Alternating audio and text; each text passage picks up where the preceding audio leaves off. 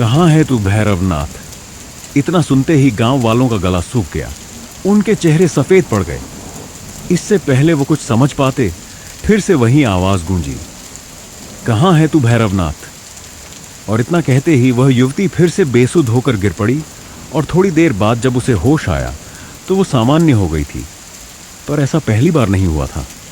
जब कभी बरसात की अंधेरी रात होती है तब गांव की उस पुरानी हवेली से एक मधुर और सम्मोहक वीणा की दर्द भरी धुन पूरे गांव में सुनाई देती है और उसे सुनकर गांव की कोई ना कोई लड़की हवेली की तरफ खींची चली जाती है और फिर उसका वही हाल होता है जो इस युवती का हुआ।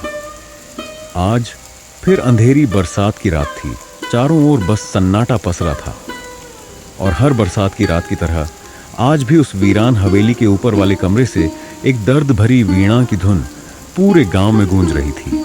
कहते हैं राजस्थान के दूधसर गांव की उस हवेली की दीवारों में सिर्फ ईंटें नहीं, एक लड़की की चीखें दफन हैं जिसका नाम था केसर कुंवर। बेहद खूबसूरत, कला में निपुण, पर उसकी एक गलती एक तांत्रिक को ना कह देना उसकी जिंदगी की आखिरी गलती बन गई। और 100 साल पहले बारिश की उस रात जो हुआ वो सिर्फ हवेली में नहीं, पूरे गांव के खून में उतर गया। इस कहानी की शुरुआत होती है राजस्थान के एक छोटे से गांव दूधसर से, जहां ठाकुर अर्जुन सिंह नाम का एक जमींदार राज करता था। उसके पास बेशुमार धन दौलत और एक आलीशान हवेली थी। उसकी एक लौती पुत्री का नाम था केसर कुंवर। केसर कुंवर बेहद सुंदर, सुलझी हुई और असाधारण प्रतिभा की धनी कन्या थी। उसके रूप की चर्चा दूर दराज के गांवों तक फैली हुई थी। घने लहराते बाल, बड़ी बड़ी आंखें और शांत मुस्कान जो किसी भी अशांत मन को पल भर में स्थिर कर दे। पर उसकी सुंदरता के साथ साथ उसका मन भी उतना ही गहरा और संवेदनशील था। बचपन से ही उसे संगीत, चित्रकारी और पुरानी पांडुलिपियों का गहरा शौक था।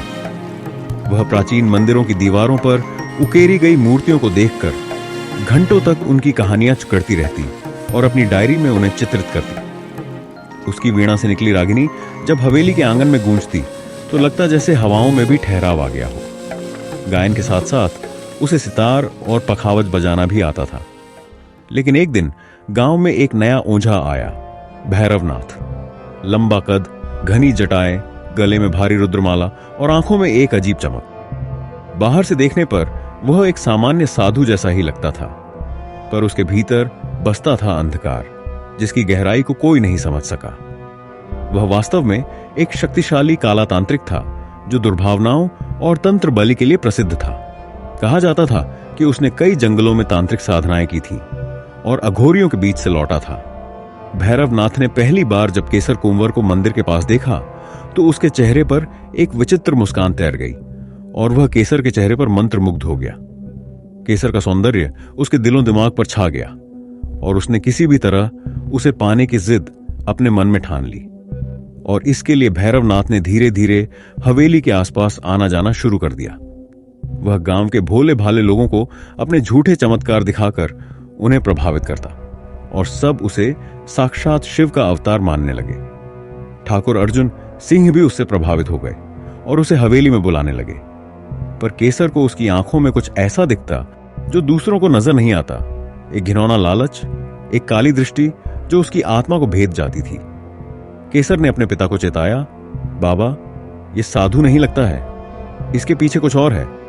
इसके पास जो तंत्र हैं वो रोशनी के नहीं, अंधेरे के लगते हैं। पर ठाकुर ने इसे उसकी कल्पना मानकर अनसुना कर दिया। इसी बीच भैरवनाथ ने अपने तंत्र से केसर के चारों ओर अदृश्य जाल बुनना शुरू कर दिया। रातों को केसर को अजीब सपने आने लगे, जैसे कभी कोई उसे पुकार रहा होता तो कभी किसी अज्ञात शक्ति का दबाव उसे महसूस होता और कभी उसकी वीणा बिना छुए खुद बजने लगती। एक रात जब तेज बारिश हो रही थी और हवेली के ऊपर बिजली कड़क रही थी, उसी समय भैरवनाथ ने अपनी काली साधना के माध्यम से एक अनुष्ठान शुरू किया। उसका उद्देश्य था केसर को अपने वश में करना और उसे अपने साथ ले जाना। इसके लिए उसने ताम्रपत्रों, अस्थियों और रक्त की बलि से केसर के नाम का यंत्र रचाया और उसे हवेली की नींव में गाड़ दिया। और अगले दिन सुबह उस तांत्रिक ने मंदिर से लौट रही केसर का रास्ता रोक लिया और उसे बस में करने के लिए कुछ फल खाने के लिए दिए। केसर को यह सब बहुत ही अजीब लगी। और उसने उससे कुछ भी लेने से साफ इनकार कर दिया। पर वह तांत्रिक बार बार वही फल उसके हाथ में देने की कोशिश करता रहा। आसपास खड़े लोग यह सब देख रहे थे। केसर के बार बार मना करने पर भी जब वह जिद करता रहा तो माहौल धीरे धीरे असहज होने लगा। फल खाने की कहते कहते उसके चेहरे पर उभर आई उत्तेजना साफ देखी जा सकती थी। उसके चेहरे पर एक अजीब सी बेचैनी और हड़बड़ाहट दिख रही थी। ऐसे में केसर के इनकार के कारण भैरवनाथ झूल झुलाकर गुस्से में केसर पर चिल्ला उठा, खाओ इसे, ये भगवान का प्रसाद है, मना कैसे कर सकती हो। उसका चिल्लाना, वह भी एक सम्मानित कन्या पर, सबको खटक गया। लोग एक दूसरे का मुंह देखने लगे। किसी ने धीरे से कहा, कोई सच्चा साधु क्या कभी यूं जबरदस्ती करता है और इतनी झल्लाहट क्यों दिखा रहा है। केसर भी अब तक शांत थी, पर उस तांत्रिक की बढ़ती हदें अब उसे भी गुस्से में ले आईं। उसने एकदम सधे स्वर में कहा, यह कोई प्रसाद नहीं है, इसमें जरूर कोई छल या लालच छुपा है। जो व्यक्ति प्रसाद को जबरदस्ती किसी को दे और खाने के लिए मजबूर करे, वह साधु नहीं हो सकता।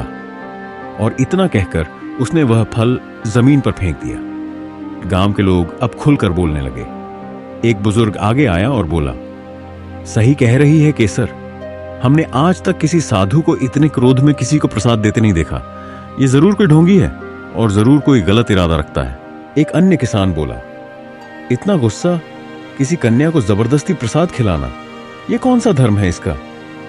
अब केसर ने भी साफ शब्दों में कह दिया, मुझे इसकी आंखों में संत का तेज नहीं बल्कि वासना दिखती है। यह साधु नहीं, कोई कपटी तांत्रिक लगता है मुझे, और इसकी नीयत में जरूर कोई खोट है। केसर की यह बात सुनते ही वहां खड़े सभी लोग तांत्रिक पर गुस्से से भड़क उठे। कुछ ने उसे धक्का दिया और पीछे हटाया। लोगों की आवाजें तेज होती गईं। शर्म नहीं आती तुझे, अपनी बेटी जैसी कन्या पर गलत नजर डालता है, भाग यहां से वरना उठाकर बाहर फेंक देंगे। भैरवनाथ के लिए यह घड़ी अपमान की पराकाष्ठा थी। उसने न कोई जवाब दिया न प्रतिकार किया। उसका चेहरा अपमान, क्रोध और भीतर जलते बदले की आग से भर उठा। जाते जाते वह बस एक टक केसर को देखता रहा और उसकी आंखों से अब वासना जा चुकी थी। वहां अब सिर्फ रक्त जैसा लाल गुस्सा था। एक घृणा भरा मौन वचन, मानो कह रहा हो, तूने मुझे सबके सामने अपमानित किया है, इसका दंड तो तुझे भोगना ही होगा मूर्ख कन्या। अब देखना मैं तुझे कैसे श्रापित करता हूं। उस दिन वह तांत्रिक चुपचाप गांव से चला गया, लेकिन उसकी निगाहों में छिपा प्रतिशोध अभी शांत नहीं हुआ था। वह मन ही मन एक भयावह निर्णय ले चुका था। गांव से अपमानित होकर निकाले जाने के बाद भैरवनाथ कहीं नहीं दिखा। कुछ दिनों बाद उसका नाम भी लोगों की जुबान से उतर गया, लेकिन कोई नहीं जानता था कि वह चुपचाप पास के जंगल में एक सुनसान खंडहर में अपना डेरा जमा चुका था, वहीं जहां उसने वर्षों पहले अपनी काली साधनाएं शुरू की थीं। किंतु अपमान की आग उसके भीतर जलती रही, पर वह बाहर से शांत बना रहा। और फिर एक अमावस्या की रात, जब आकाश घने काले बादलों से ढका था और चारों ओर सन्नाटा पसरा हुआ था, उस रात भैरवनाथ ने अपने क्रूर इरादे को अंजाम देने का निर्णय लिया। उसने तांत्रिक विधियों से एक भयानक अनुष्ठान शुरू किया। शव की भस्म, नींबू, रक्त और हड्डियों से बने ताम्र यंत्रों के साथ वह हवेली की ओर ध्यान केंद्रित करके उच्चारण करता रहा। मंत्रों की भयावह गूंज जंगल में गूंज रही थी। उसी समय हवेली की हवा एकाएक भारी हो गई। पेड़ बिना हवा के हिलने लगे और खिड़कियों के पर्दे अजीब तरह से फड़फड़ाने लगे। सब कुछ सामान्य लग रहा था, पर वहां रहने वाले लोगों को ऐसा महसूस हुआ मानो कोई अदृश्य साया हवेली के अंदर दाखिल हो गया हो। रात के तीसरे पहर हवेली के एक कक्ष से अचानक धुआं उठने लगा। किसी को समझ नहीं आया कि आग कहां से लगी। कोई दीपक नहीं गिरा, कोई चिंगारी नहीं फैली, फिर भी आग फैलती गई और देखते ही देखते हवेली के एक बड़े हिस्से को अपनी चपेट में ले लिया। और पूरे गांव में हवेली की ओर से उठाती चीखें गूंज उठी। पूरे गांव भर में तेज बारिश हो रही थी। बूंदें ऐसी पड़ रही थीं जैसे आसमान का कोई दर्द जमीन पर फूट पड़ा हो। पर इस बारिश के बीच जब लोग हवेली की तरफ दौड़े तो सामने का मंजर देखकर सबके रोंगटे खड़े हो गए। बारिश के बावजूद हवेली धू-धू कर जल रही थी। लपटें आसमान तक उठ रही थीं और हर कोई यही सोच रहा था, इतनी घनघोर बारिश में आग कैसे लगी और कैसे जल रही है। ठाकुर अर्जुन सिन्हा उस समय हवेली में मौजूद नहीं थे, किंतु जब उनको यह खबर मिली कि हवेली में आग लगी है तो उनके पैरों तले जमीन खिसक गई। उनकी बेटी केसर उसी हवेली में थी। भीगे कपड़ों में कांपते हुए वो नौकरों और गांव वालों के साथ हवेली की ओर भागे। हवेली के पास पहुंचते ही उन्हें धुएं और राख के बीच से आवाजें सुनाई दे रही थीं, कुछ गिरने की, कुछ टूटने की। गांव के लोग बाल्टियां, गीली चादरें और जो भी मिला लेकर आग बुझाने में जुट गए, लेकिन आग ऐसी थी मानो किसी ने इसे बुझने न देने की कसम खा ली हो। ठाकुर साहब खुद अंदर घुसे। जलती लकड़ियां और गिरती छत की परवाह किए बिना वो ऊपरी मंजिल की ओर भागे। और वहीं हवेली के सबसे पुराने कमरे में, जो कभी केसर का प्रिय कोना हुआ करता था, किंतु अब बहुत देर हो चुकी थी, और जब उनकी नजर केसर के कमरे की तरफ गई तो मानो उनके लिए समय वहीं रुक सा गया। उसकी लाश वहीं पड़ी थी, धुएं और राख में सिमटी हुई। उसका चेहरा झुलसा हुआ था, पर उसकी कलाई की चूड़ियां अब भी चमक रही थीं। पास ही उसका जला हुआ वीणा पड़ा था, राख में आधा दबा हुआ। उसकी आंखें बंद थीं, पर चेहरा ऐसा जैसे कुछ कह रही हो, जैसे अंतिम क्षणों में किसी को पुकारा हो। ठाकुर वहीं घुटनों के बल गिर पड़े। केसर, मेरी बच्ची, ये क्या हो गया? उनकी चीख ने जैसे पूरी हवेली को कंपा दिया। गांव वाले भी धीरे धीरे वहां पहुंचे। किसी के मुंह से एक शब्द नहीं निकला। सब खड़े थे, भीगे, कांपते और अंदर से टूटे हुए। किसी ने चुपचाप एक चादर केसर ऊपर डाल दी। उस दिन के बाद से ठाकुर साहब के मुंह से एक शब्द नहीं निकला, और वह बस एक जिंदा लाश बनकर रह गए। लोग कहते हैं केसर कुंवर की आत्मा आज भी उस जली हुई हवेली में कैद है। समय बीत गया, हवेली की दीवारें काली पड़ गईं, लकड़ी की छतें ढहने लगीं, मगर एक चीज कभी नहीं बदली, उस ऊपरी कमरे से आती वीणा की धुन। हर बारिश की रात जब काले बादल पूरे गांव को घेर लेते हैं, हवेली के ऊपरी मंजिल से एक मधुर लेकिन बेहद उदास वीणा की आवाज सुनाई देती है। ऐसा लगता है जैसे कोई टूटी हुई आत्मा अपने दर्द को राग में ढाल रही हो। गांव वाले उस रात उस ओर नहीं जाते, मगर कई बार ऐसा होता है कि जिज्ञासावश कुछ युवतियां धुन के पीछे पीछे हवेली तक पहुंची जाती हैं, और जैसे ही वे उस वीणा की धुन के बेहद करीब पहुंचती हैं, वो अचानक जमीन पर गिर पड़ती हैं, जैसे किसी अनदेखी शक्ति ने उन्हें छू लिया हो। कुछ क्षणों बाद जब उनकी आंखें खुलती हैं तो उनके साथ मौजूद लोग दहशत में आ जाते हैं।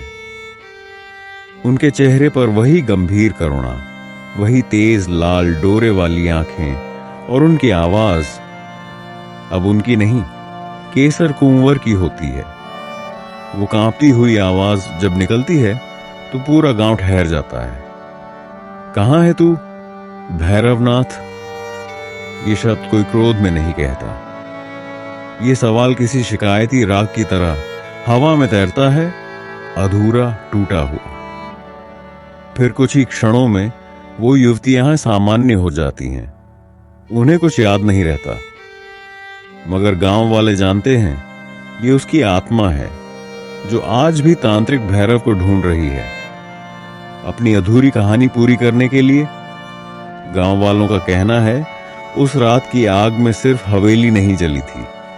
उस आग के माध्यम से भैरवनाथ ने केसर की आत्मा को उस हवेली के सबसे ऊपर वाले कमरे में कैद कर दिया था, ताकि वह कभी भी मुक्त ना हो पाए। और आज भी भैरवनाथ की आत्मा हवेली के चारों ओर भटकती है। वह किसी को वहां ठहरने नहीं देती। कभी किसी अजनबी को धक्का देकर बाहर फेंक देती है, तो कभी उन्हें नींद में ही हमेशा के लिए सुला देती है, क्योंकि भैरव जानता है अगर कोई उस हवेली में रात भर रुक गया तो केसर की आत्मा उसे अपना माध्यम बना लेगी, और अगर ऐसा हुआ तो वो हवेली से बाहर निकलकर भैरवनाथ को ढूंढ निकालेगी। फिर वो अपना अधूरा प्रतिशोध पूरा करेगी।